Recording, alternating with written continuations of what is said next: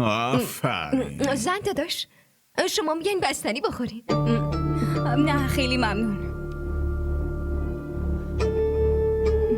راستش ما دوتا هم بیرون میریم، پس هم بستنی میخوریم و هم فیلم میبینیم. به به، داداش فرهان به جز کار تفریح دیگه هم میخواد بره؟ به تشویق. خیلی فهمیده است. حالا مثل بقیه همیشه دنبال رمانتیک بازی نیست.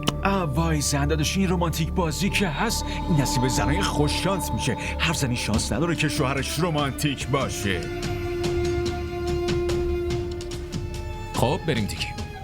داداشون مراقب باش. ممنون. بریم دیگه. خدافظ زن داداش. آرمان، چرا همیشه بهش تیکه میندازی؟ چون اینم همیشه تیکای شیرین بهمون میندازه. اون که عادتشه. عادتش نیست، برعکس فکر میکنم نیت خیلی خوبی هم نداره. آرمان، از دست تو. این بنده ی حقیر خیلی دوستت داره.